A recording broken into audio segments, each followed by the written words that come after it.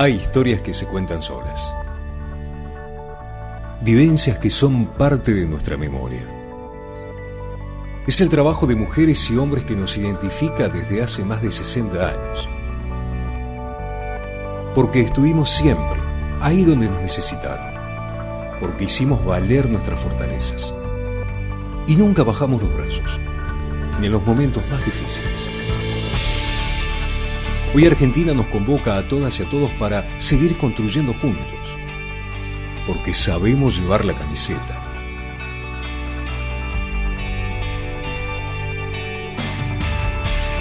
En cada laboratorio, en el territorio que conocemos, en el saber que generamos todos los días. Nuestra bandera son millones de compatriotas, de La Quiaca a Ushuaia, con quienes escribimos esta historia. Y lo seguiremos haciendo, porque contamos con lo más importante que puede tener toda buena historia: sus protagonistas. Son ustedes. Somos INTA. Es Argentina.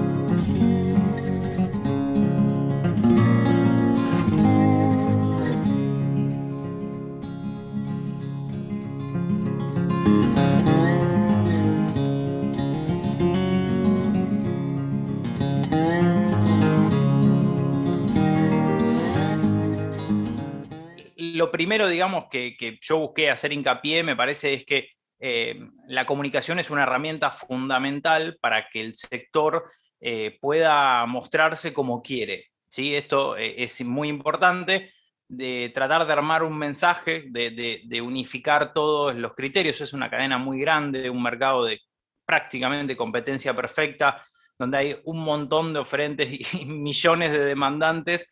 Y en cada eslabón, digo, si nos vamos a lo que es la producción primaria, hay un montón de productores, un montón de cadenas, podemos hablar hasta de los feedlot también si querés. Después del sector industrial hay un montón de frigoríficos, están los matarifes también por un lado, y ni hablar de las bocas de expendio, digamos, de donde se comercializa. Entonces, es tan grande cuando uno habla del sector ganadero que hay que ver un par de cosas. La primera es que la carne vacuna es como una especie de bien cultural, es algo que se diferencia completamente del resto de los alimentos. No estoy hablando acá de cuestiones alimenticias o nutricionales, sino tiene que ver con lo que es la cultura nuestra de la Argentina, ese folclore, ese conjunto de costumbres que nos hacen ser quien somos, determina que tal o cual alimento tenga un valor agregado. Lo bueno es que es la demanda, es esto que básicamente por más que se modifique dentro de lo que es la balanza del consumo de proteína animal, la carne siempre tiene un lugar muy importante, digo, más allá de que haya bajado el consumo de carne vacuna y haya aumentado el otro, se sostiene prácticamente igual que hace una década el consumo de todo el combo animal. Eso es muy importante cuando uno ve visiones hacia futuro, porque digo, no solo China, hoy la Argentina es el mercado más importante que tiene el productor, los frigoríficos, con casi el 70-75%, dependiendo del mes, de la demanda. Eso, mirando a futuro, es genial. Ahora, la parte contraproducente es que como esto no es un alimento cualquiera y forma parte de nuestras costumbres, está muy arraigado, todos creemos que tenemos derecho a acceder a un pedazo de carne. Ahora, los medios de comunicación en general no van a tocar este tipo de temas, no es, si se quiere, un tema de agenda, a no ser que el precio sea un problema, ¿sí? O a no ser que eventualmente algún medio, y hablo de los medios nacionales prácticamente, porque en realidad el sector agropecuario tiene además un montón de medios de comunicación que se dedican a eso, pero la realidad es que esos medios de comunicación tienen, si se quiere, más una mirada sectorial, ¿sí? Más de defensa de lo que es el sector, que en realidad para informar al resto de la sociedad. Entonces, tener más o menos presencia en medios de comunicación estrictamente de agro es hablarse entre sí mismo, es hablarse de uno a otro productor, de uno a otro frigorífico, o de uno a otro entre sector. Pero la realidad es que para hablarle al resto de la sociedad tenemos que ir por las vías de las redes sociales.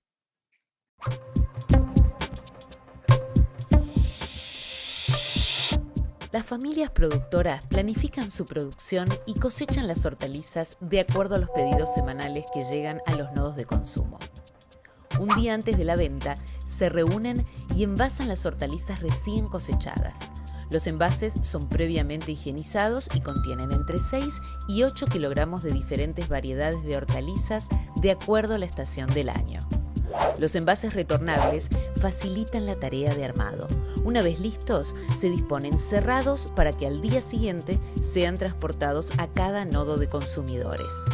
Esta forma de venta asegura a las familias la venta total de la cosecha y evita pérdidas y desperdicios de alimentos. Fomenta la producción agroecológica y pone en valor el trabajo de las familias, quienes reciben una mayor retribución económica. Los envases conectan y hacen funcionar al circuito. Cuidalos y devolvelos limpios. El sector agropecuario, particularmente en Argentina, ha sido durante todos estos años un exponente de lo que significa la incorporación de tecnología, la dinámica que ha tenido el sector y los empresarios agropecuarios y ganaderos en particular, ha sido extraordinaria.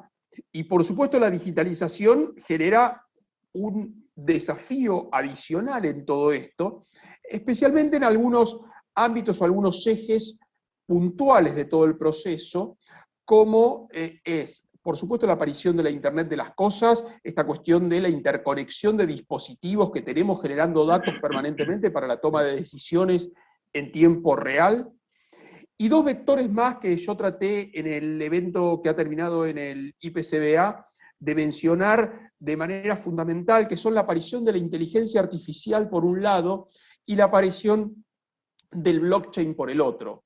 La inteligencia artificial, por supuesto, esta posibilidad de las máquinas de analizar y tomar decisiones casi por cuenta propia, por un lado, y por predecir y establecer parámetros de eficiencia y de mayor y mejor aprovechamiento de los recursos, especialmente en un momento en el cual el sector se enmarca además en la búsqueda del cumplimiento de los Objetivos de Desarrollo Sustentable del Milenio que nos ha establecido la Organización de las Naciones Unidas. Y el blockchain, por su lado, frente a un consumidor que también ha incorporado de forma masiva la digitalización. Hoy tenemos en el mundo un uso de Internet por parte del 70% de la población mundial. Tenemos más de 5.000 millones de personas utilizando Internet, 4.500 millones utilizando redes sociales. Y ese interés del consumidor digital es en cada vez más conocer de dónde proviene lo que consume y en qué condiciones ha sido tratado, adecuado y preparado cuando él llega al supermercado. Y la verdad que la aparición del blockchain, la cadena de bloques, que en su momento aparece y está identificado socialmente como criptomoneda solamente, tiene un desafío muchísimo más grande, que es precisamente el de posibilitar la unión de información con seguridad, con certeza, en programas informáticos. ¿Para qué? Para que yo cuando un animal nace, y esto ya está sucediendo en muchos mercados del mundo, el animal nace, se lo registra, posteriormente las distintas secuencias de desarrollo del mismo, aplicación de vacunas, tratamientos, cadena de frío cuando el animal ya fue faenado, la llegada al supermercado, el traslado, todo esto va quedando registrado en sistemas informáticos, con lo cual, aplicando solamente el teléfono celular sobre un código QR, nos puede decir automáticamente en el teléfono dónde nació ese animal, todo el proceso que tuvo, y lo mismo con N cantidad de productos. Yo suelo decir que lo que estábamos planificando que iba a suceder entre el 2030 y el 2050, en buena parte se nos aceleró en muchos sectores de la sociedad. Por supuesto que esto lo vimos, en primer lugar, En la educación fue un proceso en pleno debate, digamos, por supuesto, pero el teletrabajo fue otro que estábamos viendo que venía, quienes por ahí estamos trabajando más en temas digitales y demás, lo veníamos viendo y lo veníamos diciendo, cómo iba a ser el proceso de transformación de la actividad laboral en muchos ámbitos, pero que por supuesto la esperábamos, como te decía, para el 2030, el 2040, el 2050, y de pronto, en pocos meses, hubo que prepararse. Ahora, también es cierto que cuando nosotros estamos, en mi caso, en este momento estoy en Buenos Aires, estoy en una ciudad con un alto nivel de conectividad, de velocidad de conectividad, estamos nosotros dos hablando sin ningún tipo de inconveniente, pero lo cierto es que yo me voy a mi campo y salgo del pueblo, y a ti te debe pasar, y a quienes nos están escuchando, a muchos también, salimos del pueblo, hacemos 5 kilómetros y nos empezamos a quedar sin conexión. Entonces creo que también ahí tenemos un fuerte debate cuando hablamos de toda la potencialidad que la digitalización tiene, la adaptación que la sociedad está teniendo a ella y demás. Tenemos el otro gran debate, que lo hemos planteado en este seminario del IPCBA, junto con los desafíos tecnológicos, la necesidad de afianzar la política vinculada con la conectividad. Y de todo esto es de lo que hemos hablado, precisamente en este medio. Por eso tan interesante que el IPCB haya organizado un evento de estas características en un momento tan particular como el que está viviendo la actividad en esta coyuntura. Bien, bienvenido a todos los que nos visitan hoy. Esta es una charla auspiciada por el proyecto Fontagro, Innovación e Intensificación para la Adaptación al Cambio Climático de la Ganadería Extensiva Familiar. Hoy tenemos la oportunidad de escuchar a nuestro compañero de INTA, Aer Zapala, Luciano Rivera, que nos va a hablar sobre iniciándose en la cría sustentable de gallinas ponedoras y pollos para carne. Esta es una charla que va a quedar guardada, va a quedar grabada en la nube, y después van a tener la oportunidad de entrar por el link de Fontagro o del INTA. La modalidad va a ser la siguiente: más o menos 40-50 minutos va a exponer Luciano, y después vamos a tener entre 20 y 30 minutos de preguntas que Luciano le va a responder. Así que por el momento les voy a pedir que todos apaguen por favor sus micrófonos y escuchamos atentamente a Luciano. Luciano, bienvenido, todo tuyo. Gracias, Sebastián. Bueno, muchísimas gracias a todos los que están participando. La verdad que ha habido una muy buena convocatoria, participando gente de un gran, un amplísimo sector, tanto de aquí, de la región. Nosotros estamos aquí en Zapala, en la zona centro de la provincia de Neuquén, pero también mucho interés de participar de gente de los alrededores, de Cordillera, de aquí del Alto Valle, de la provincia de Río Negro y Neuquén, y también de otras provincias, incluso hasta de Chile nos llegaron demandas para participar, y la verdad que pensamos este espacio como un espacio para compartir también.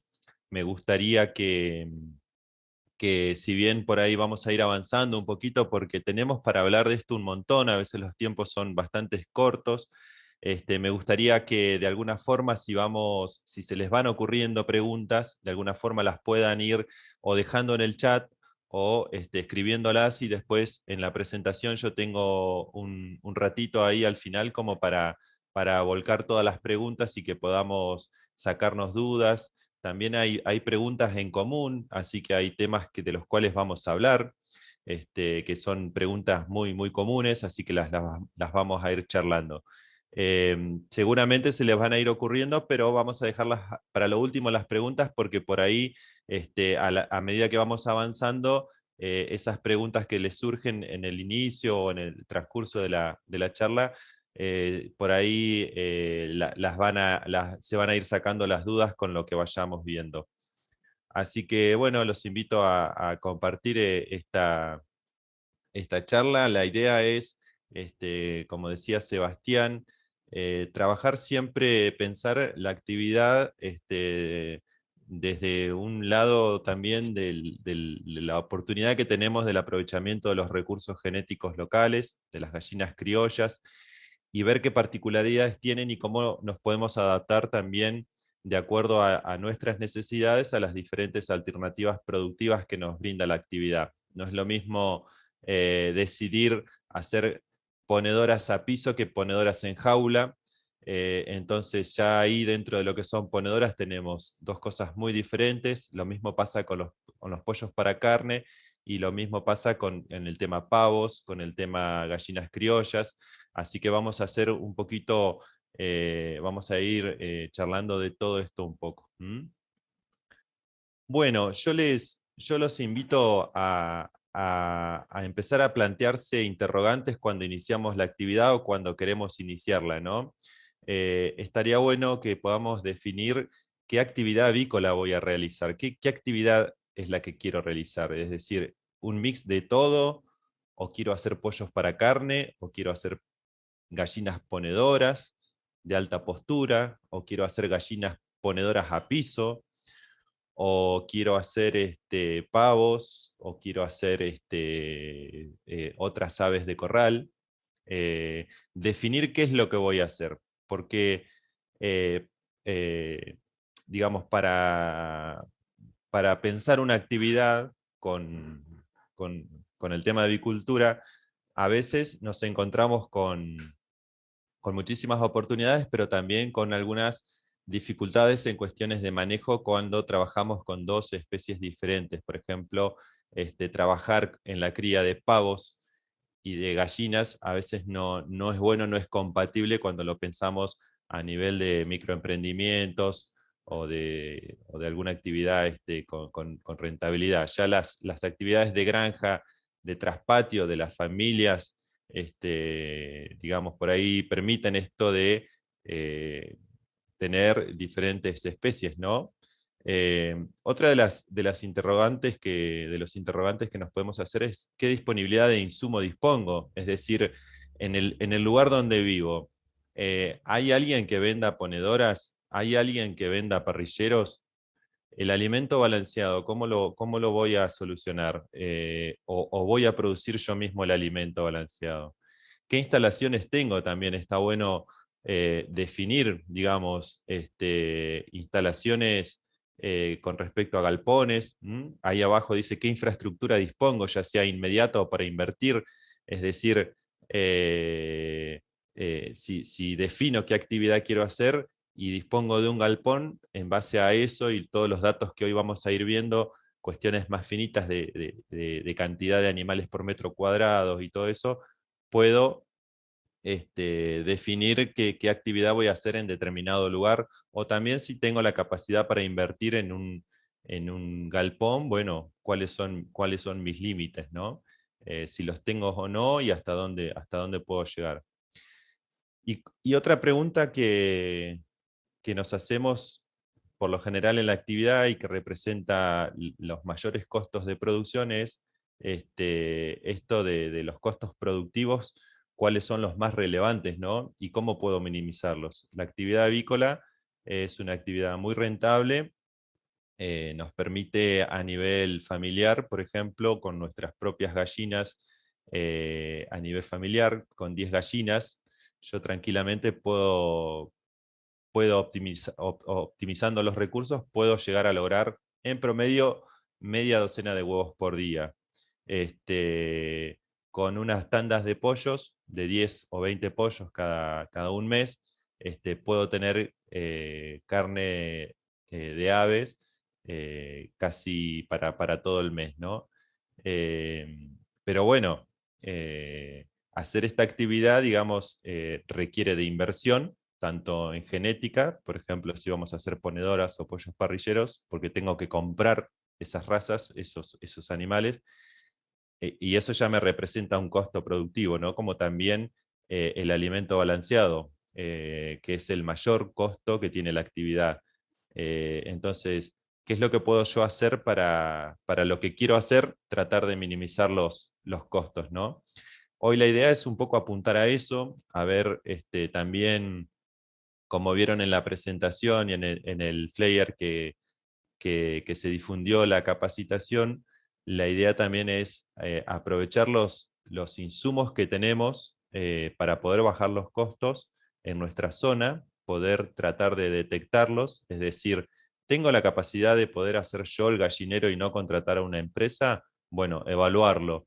tengo la posibilidad de, en vez de estar comprando ladrillones, hacer una recolección de piedra del entorno de donde vivo, porque se utiliza para construcción, y hacer un gallinero de primera calidad que es incluso a prueba del ataque de predadores, ¿no? Porque a veces uno de los errores más comunes es hacer un gallinero y creer que porque le pusimos unas maderas por abajo no va a pasar nada. Y a veces, bueno, sucede que los perros escarban por abajo, o cualquier tipo de animal puede venir y matarnos a las gallinas por a veces encima estar comprando materiales y no pensando más bien en qué es lo que puedo hacer para minimizar pérdidas y riesgos en la actividad productiva. Así que un poco vamos a enfocar en eso la actividad, y obviamente en ser lo más eficientes posible en esta actividad nos dará grandes beneficios. Ustedes, como sabrán, la actividad avícola es, y como les dije recién, es muy rentable. Hay personas que han tenido la posibilidad de crecer muchísimo y ganar mucho dinero con esto, y hay personas que pueden producir gran parte de sus alimentos con la actividad avícola, y también es una cuestión muy interesante, ¿no? Porque no solamente lo puedo pensar como para decir va a ser mi fuente de trabajo, sino una manera en producir mis propios alimentos a un menor costo de lo que el mercado por ahí me lo ofrece.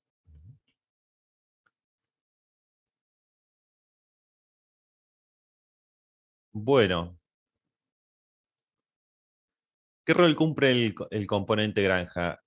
Como por ahí haciendo una referencia y yendo un poquito en el tiempo, la actividad de granja siempre está presente en las producciones de granja, en los sistemas productivos de la región. Digamos, nosotros en cada chacra que vamos, o en cada campo al que vamos, por nuestro trabajo, siempre encontramos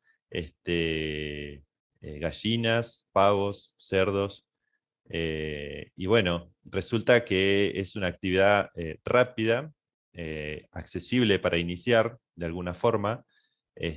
Tanto gallinas, pavos como cerdos es muy común en los sistemas de producción de nuestra región, y el uso se debe a que aportan fuentes de proteínas como carnes blancas y huevos de una manera muy rápida, ¿no? En el caso de los pollos, estamos hablando de que podemos lograr pollos de más de 3 kilos en 45 o 50 días. Y eso es la posibilidad de acceder a proteínas de alto nivel proteico, como es la carne de pollo, a muy bajo costo, ¿no? O produciéndolas uno mismo. Así que bueno, quería comentarles un poco esto que tiene que ver con la realidad de los productores de nuestra zona, ¿no? En muchos sectores siempre se ve algunas gallinas sueltas que te dan pollitos, que te dan algún pollo para el consumo, o algunas gallinas criollas o ponedoras de las cuales se obtienen huevos. El tema de los pavos también es, por lo menos aquí en la provincia de Neuquén, una actividad muy relevante y muy demandante, muy convocante. Bueno, el origen de las aves, si bien podemos hablar de que en nuestro país hay hoy en día razas de gallinas, razas que se han logrado a través de los cruzamientos para lograr determinados productos. Hay algo muy particular en el tema de las gallinas, que es un nombre propio, que es de achagual, ¿no? Esto está digamos, en el diccionario, digamos, es parte de la cultura ancestral, en la que por ahí no tiene que ver con la llegada de gallinas de otros lugares, sino que hay escritos donde ya la gallina está descrita como preexistente a la llegada de la colonización, ¿no? Entonces porque todas las razas de gallinas, por lo general que tenemos, las ponedoras, las razas de alta postura, no hay gallinas de ese tipo nativas aquí en nuestra zona, en la región. no son nativas de aquí, siempre vinieron de otros países, de otros continentes. Entonces, en el caso de las gallinas hay algo muy particular, porque bueno, está en el Mapuzungún el nombre de Achagual como un nombre propio, y que eso indica que las gallinas son preexistentes a las llegadas de la colonización. Bueno, nosotros en general siempre, digo nosotros porque a veces nos encasillamos por ahí en cuestiones más técnicas en las que nos enfocamos en cuestiones productivistas y económicas, ¿no? Promovemos o trabajamos con animales en los cuales predomina elegirlos por su productividad, porque dan gran producción y porque son económicamente más rentables, ¿no? Yo voy a mostrar muchas fotos, les voy contando, me gusta, si bien me gusta hablar bastante, les voy a ir mostrando muchas fotos y está bueno que por ahí si surge algo particular, tómense el tiempito de habilitar el micrófono y me paran, no hay ningún problema. Me gustaría que también de lo que vamos viendo podamos, si bien por ahí las preguntas las dejamos para lo último, me gustaría que puedan participar también contando experiencias o lo que quieran contar, siéntanse con total libertad para hacerlo. Bueno, tenemos esta concepción, ¿no? Que un animal tiene que ser productivista o una gallina tiene que producir lo más que se pueda y tiene que ser económicamente rentable, ¿no? En el caso de las gallinas de alta producción, se pueden llegar a lograr más de 300 huevos al año, ¿no? 330 huevos al año. Pero bueno, ustedes los ven ahí en imágenes, ¿de qué manera? Una gallina criolla, criada a campo, con otro sistema totalmente diferente, produce muchos menos huevos. La mitad, menos de la mitad de lo que produce una ponedora de alta producción. Pero bueno, yo les preguntaría si alguien se anima a habilitar el micrófono, bajo qué condiciones, ¿no? Una y otra producen esta cantidad. ¿Qué opinan? La gran diferencia que hay entre ellas es yo pienso, ¿no? Que tiene que ver con el estrés a los que se expone a cada animal. Y ese estrés, como todo lo que se trata de un balance, ¿sí? Está bien, las gallinas que están en jaula ponen 330 huevos al año, pero son unos huevos así. Son chiquitos. Mientras que las otras gallinas, nuestras gallinas, las que no están estresadas, las que salen y pastorean, y comen piedritas, que eso también les ayuda a su cuerpo. Acá tengo una pregunta, no sé si se larga la vida útil, pero sí sé que tienen unos huevos como estos, miren. Excelente. Y entonces, aparte tiene que ver con la filosofía de vida con que las vamos a llevar y con que nosotros mismos vivimos. Para Totalmente. mí, esa es mi opinión. Totalmente de acuerdo, Leticia. No sé si alguien más quiere... Hola, buenas tardes. Sí. Bueno, las gallinas así ponedoras, los huevos esos son sin sabor, o sea, sin color. Nombre y... ¿Quién habla? Mariela, ¿no? Mariela. Sí, Mariela. Mariela. ¿De dónde, Claro, Mariela? yo porque de acá del barrio sector Chacra, Cañadón Este. Bien, de Zapala. Sí, de Zapala. Buenísimo. Las gallinas de campo, por ejemplo, los huevos, como decía la señora, son mucho más grandes, tienen más concentración de sabor y supongo que también las propiedades deben ser mucho mejores. Yo viví en el campo, o sea, me crié, soy del campo, y son muy diferentes los huevos a los que yo compro ahora, a los que en mi casa tenía mi abuelo, sigue teniendo mi papá, son muy diferentes, y además también el ver el encierro ese y que estén todas amontonadas, yo no me imagino tener gallinas de esa forma. Me encantaría tener gallinas, pero no de esa forma para que tengan tanta cantidad de huevos, ¿no? Claro. Bueno, Es muy lindo escucharlos, ¿eh?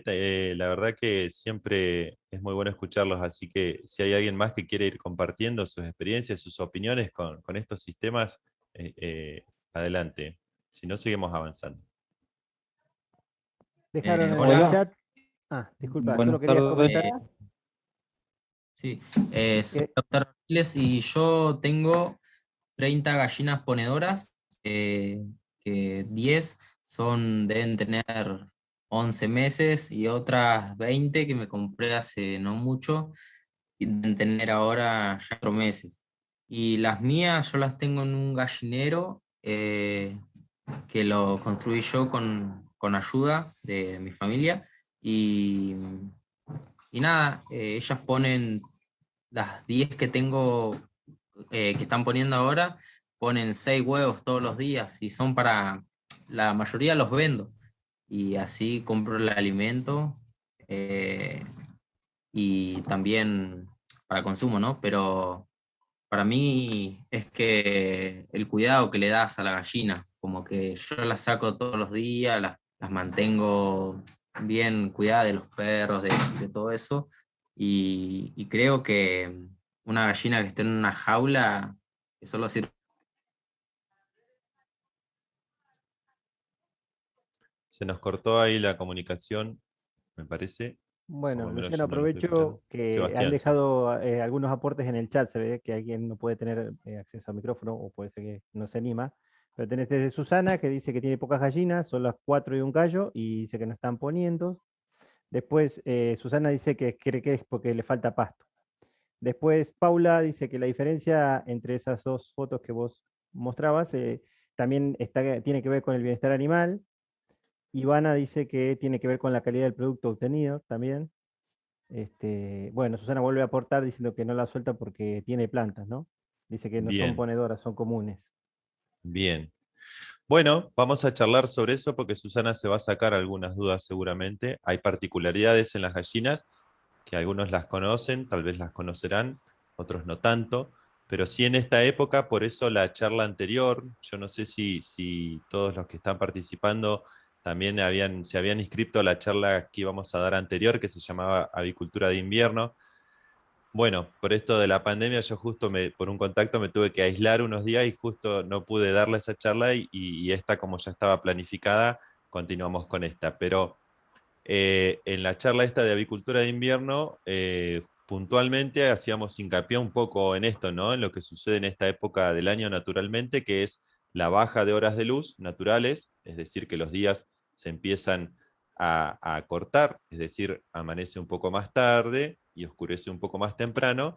Ese acortamiento en la cantidad de horas de luz le genera estímulo lumínico negativo a las aves, por lo tanto van dejando de poner cuando se acerca el otoño-invierno, obviamente, por una cuestión natural.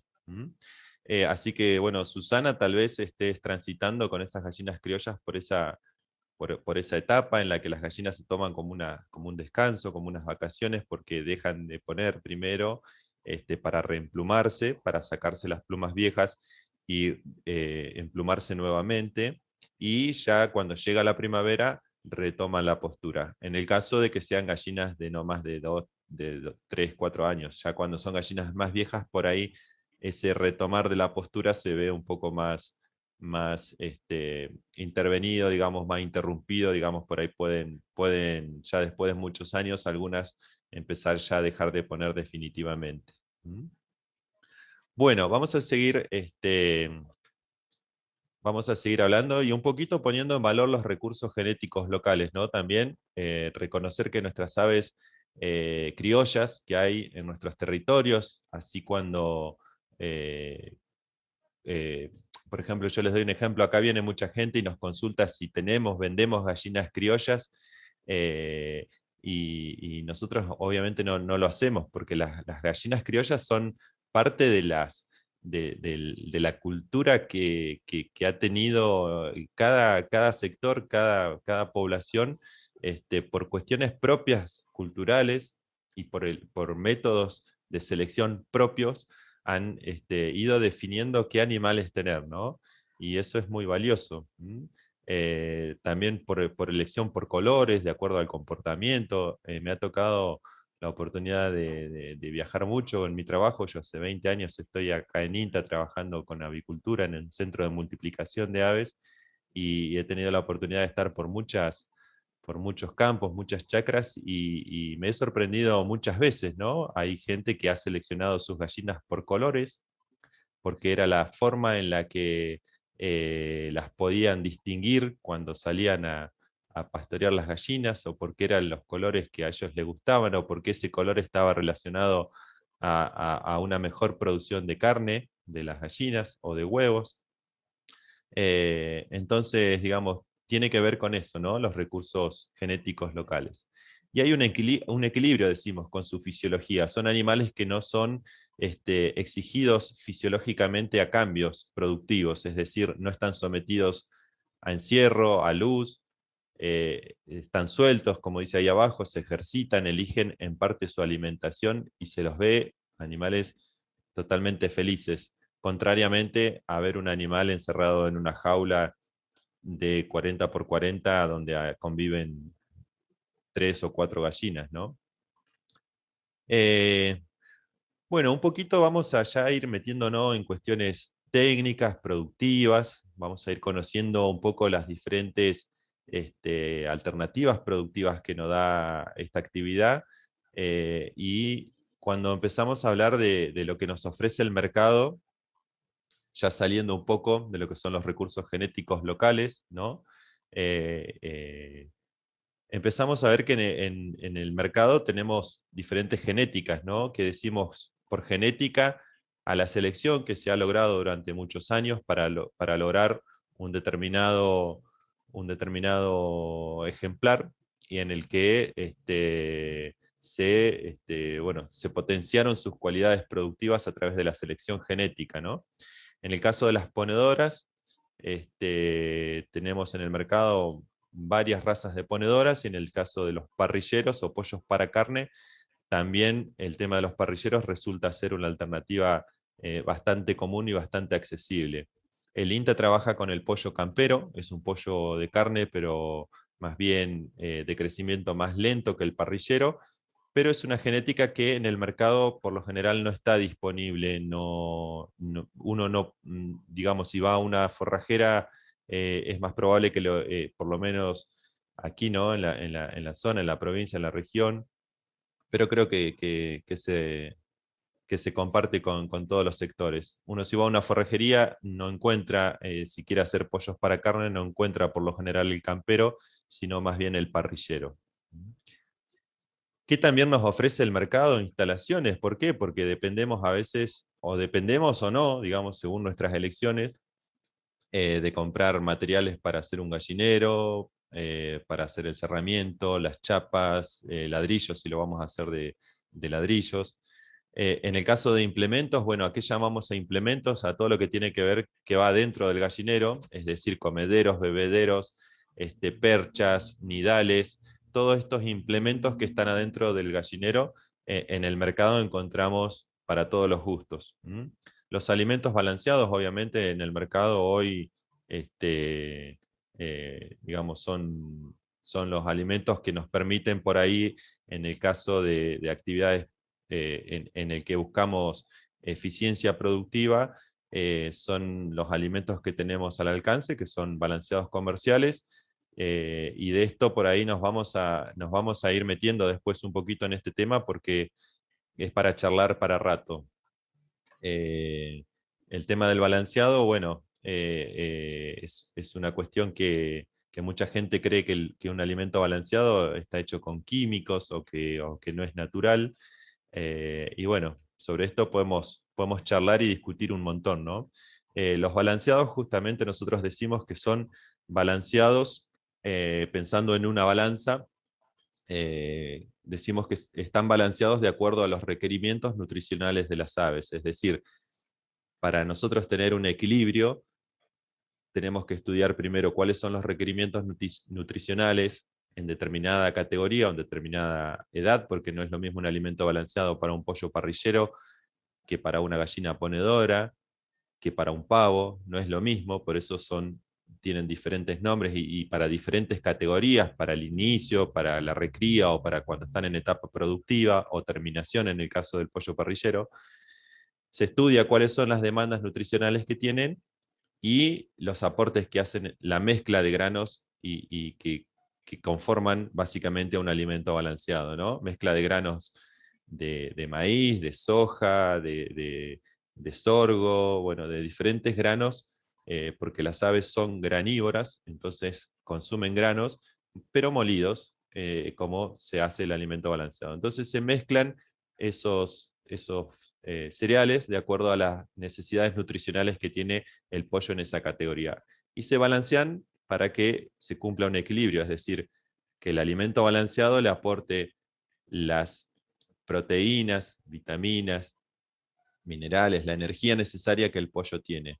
Si nosotros a ese alimento balanceado le metemos otras cosas, le metemos más maíz, por ejemplo, hacemos que ese balanceo se nos vaya para un lado, entonces estamos desbalanceando la dieta.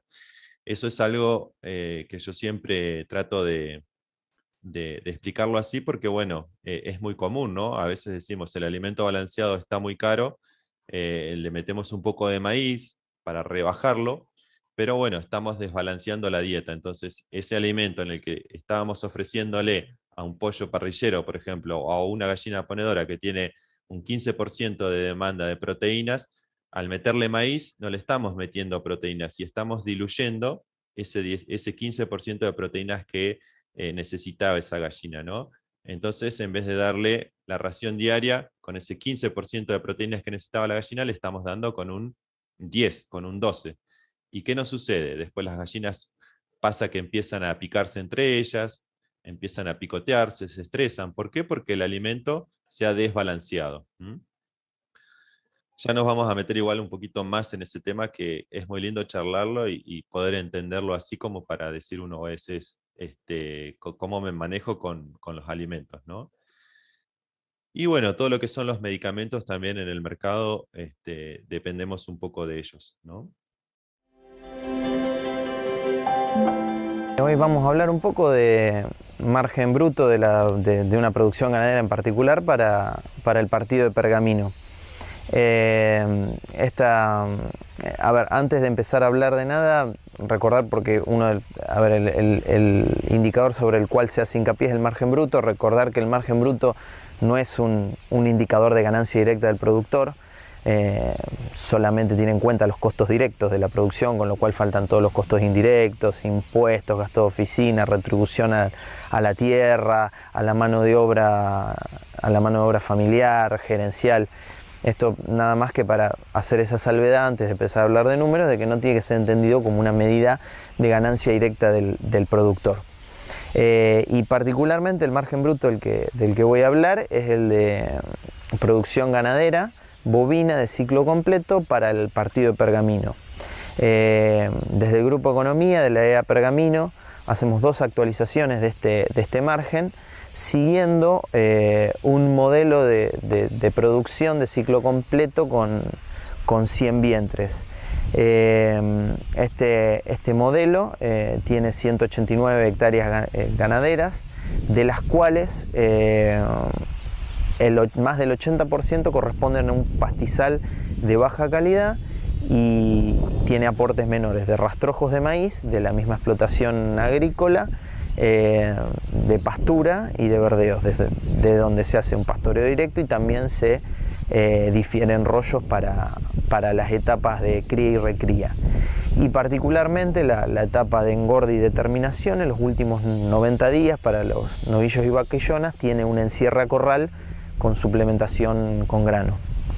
Este modelo, muchas veces hago hincapié en que es modelo, es una construcción que se hizo desde el grupo con expertos de ganadería y con referentes e informantes calificados, y es representativo de la producción ganadera en la zona de Pergamino, donde es complicado por ahí encontrar un campo de aptitud agrícola que esté bajo producción exclusiva ganadera o que esté bajo una producción mixta de 50% agricultura y ganadería, sino más bien lo más común es este tipo de de producciones donde el establecimiento tiene una alta proporción de suelo que no sirve para agricultura y bueno, se destinan partes de menores de los suelos de agricultura para hacer alguna pastura para suplementar y se termina con grano el animal.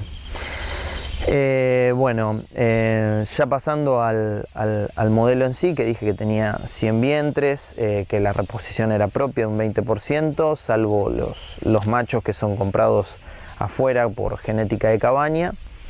El margen bruto para este modelo, para enero de 2021, ascendió a la suma de $241.98 por vientre. Los costos asociados a este margen ascienden a los $251.19 también por vientre. Y si analizamos como indicador la relación entre el margen bruto y los costos directos a la explotación, este número llega a un 107%. Si ya pasamos a los costos, a la composición de los costos, mejor dicho, a la composición del ingreso bruto, vemos que el margen bruto de esta producción representa un 49% del ingreso bruto. Y los costos directos, el costo de alimentación de la parte de engorde a corral, es decir, la parte en la que se utiliza grano, representa un 17% del ingreso bruto, y a partes más o menos iguales, entre un 8 o un 6%, se reparten los costos de alimentación por forraje, de mano de obra y de compra de ganado. Como había dicho anteriormente, este indicador para este modelo, nosotros desde el grupo hacemos dos actualizaciones, una en julio y otra en enero.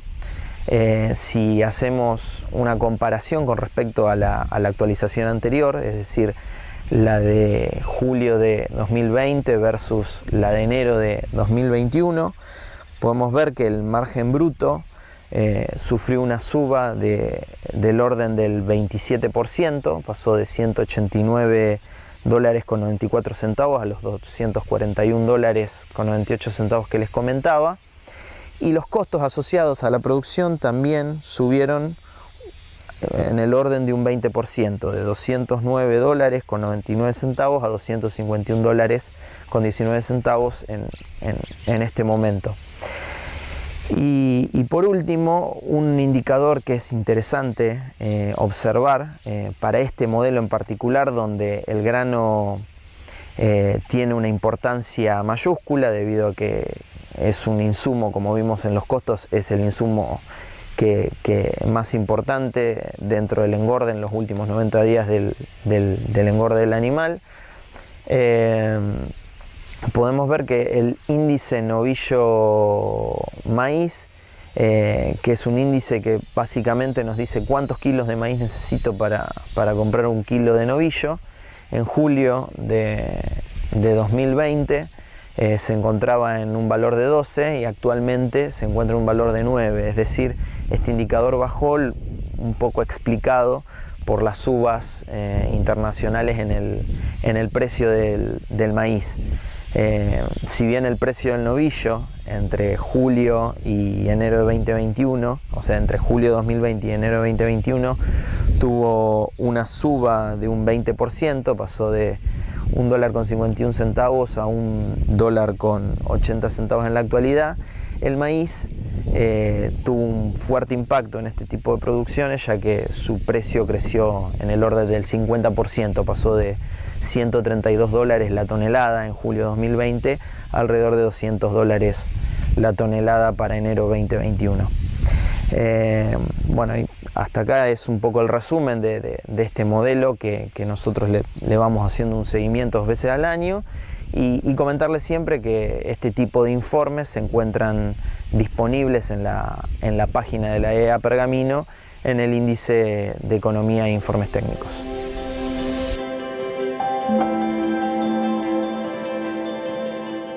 Cuarta parada.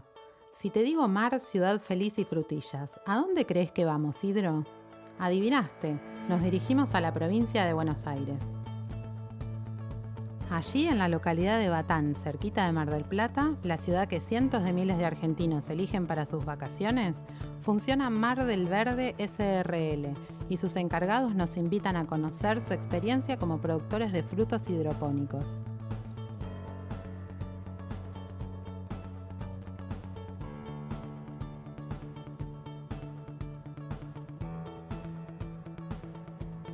Mi nombre es Juan Manuel Inda, estoy encargado de la parte de hidroponía en la finca Mar del Verde SRL, ubicada en Mar del Plata, en la zona del Boquerón.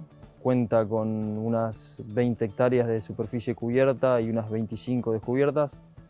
Hacemos hortalizas, algo de verdura de hoja, principalmente tomate y también frutilla. El establecimiento tiene unos 22 años, de los cuales hace 8 que produce frutilla, y este es el segundo año que estamos con la hidroponía. Es una empresa que está siempre buscando la vanguardia de lo que es tecnología, de lo que es mejoras en la producción, la sustentabilidad del producto, y bueno, a través del INTA le presentaron el proyecto Tierra Sana. Se encaró una superficie de 9.000 metros cuadrados de frutilla en hidroponía, como podemos ver. Hola, soy Ignacio Luis Álvarez, ingeniero agrónomo, y me encargo de todo lo que es la parte de frutas acá en el establecimiento Mar del Verde. Este es nuestro segundo año de experiencia acá con frutilla en sustrato. Es necesario para la producción de frutilla un agua con baja conductividad. Por lo tanto, nosotros incorporamos una cava de 1 millón de litros para retener agua de lluvia, y eso cambió totalmente lo que es la producción con agua de pozo, ya que podemos agregar fertilizante a un agua de conductividad casi cero. En nuestro primer año sacamos un rendimiento de 850 gramos planta, con otro sistema de riego. Allá tenemos lo que son goteros, digamos, con piquetas, y acá usamos cinta de riego. En lo que es la nueva plantación usamos 7 plantas por saco. En cuanto a la nutrición, preparamos nuestras propias soluciones.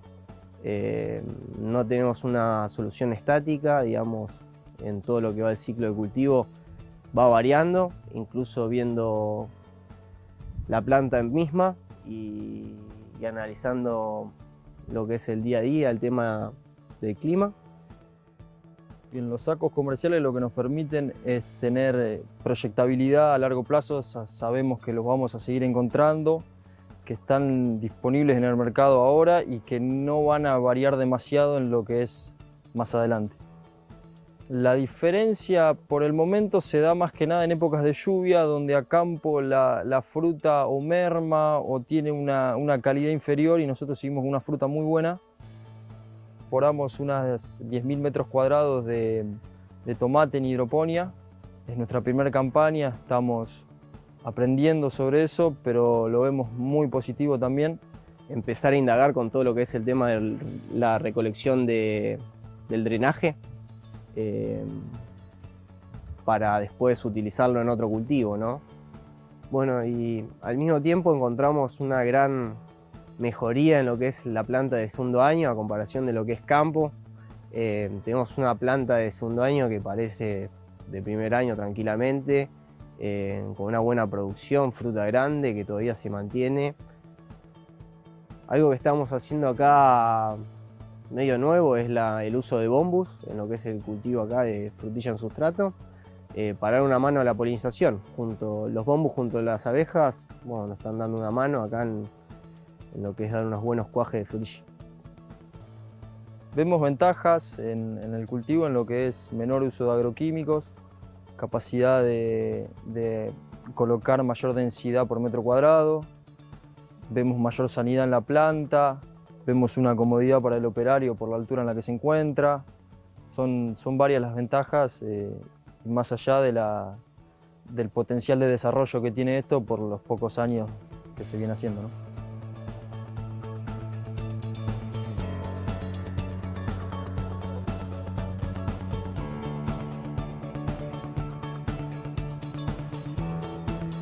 Gracias, Hidro. ¿Querés conocer otras experiencias en producción de frutillas? ¡Vamos!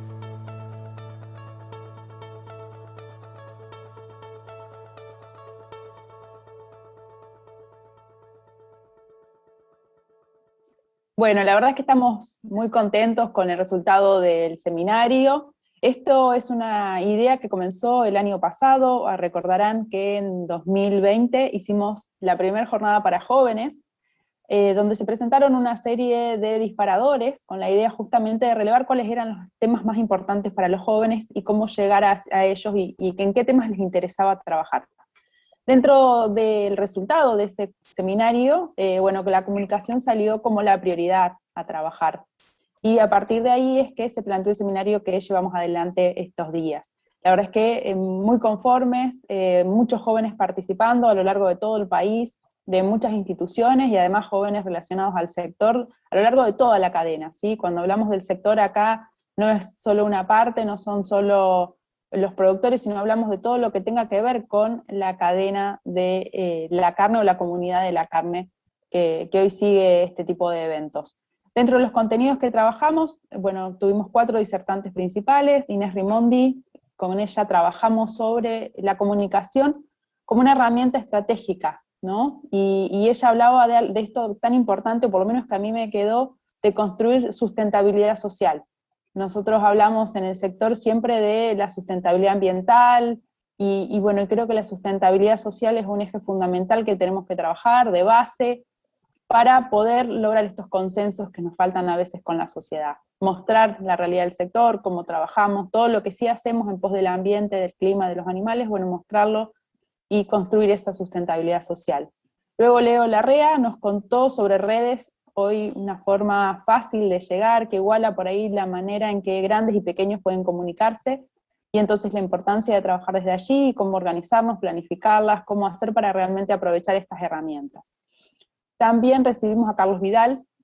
Bueno, también Carlos nos dejó muchos conceptos de cómo la innovación en esta época ha tenido, bueno, un desarrollo tremendo, porque se da en 3 ejes, no solamente lo digital, sino también lo físico y lo biológico, y entonces cómo eso ha potenciado y la velocidad de los cambios que eso genera en este contexto. Dentro de eso él tomó 3 vectores, él se refirió a Internet de las cosas, a blockchain y a inteligencia artificial, con la idea de explicarnos lo que hoy se vive, que es como una cultura digital, ¿no? Cómo nos atraviesa desde todos lados la digitalidad, y cómo nos obliga a trabajar interdisciplinariamente y multidisciplinariamente. Realmente muy interesante entender, también un dato relevante o una forma de entender que él nos dejó, es que todos somos un dato hoy. Todos somos el nuevo petróleo, digamos, el dato es el nuevo petróleo de esta época, ¿no? Y cada uno de nosotros somos un dato, y qué información generamos tanto cuando queremos como cuando no queremos, ¿no? Todo lo que se genera a través de eso, y toda la ética que va a traer eso también, que tenemos que sentarnos a pensar qué queremos que suceda con esa información, ¿no? Para que no quede en manos de cualquiera. Y finalmente Eugenia Brusca del IPCBA, bueno, ella nos hizo una bajada de cómo está trabajando hoy el IPCBA en este contexto cultural, de cultura digital, donde también el IPCBA está haciendo campañas en redes, en distintos medios, haciendo investigaciones con grupos, entendiendo justamente a los jóvenes, que son los que hoy se incorporan al sector, a la cadena, cómo piensan, cómo eligen, cómo consumen, y para eso, bueno, cómo llegarles para poder siempre trabajar en pos de la carne, que es nuestra gran insignia. Bueno, el IPCBA tiene planteado una serie de temas más para trabajar en lo que va del año. Por supuesto que todo el material que se va generando queda en la página, todas las preguntas que no se hayan podido contestar durante el evento se contestan personalmente y luego se cargan también en la página del IPCBA. Y bueno, siempre está el instituto abierto a cualquiera que quiera acercarse.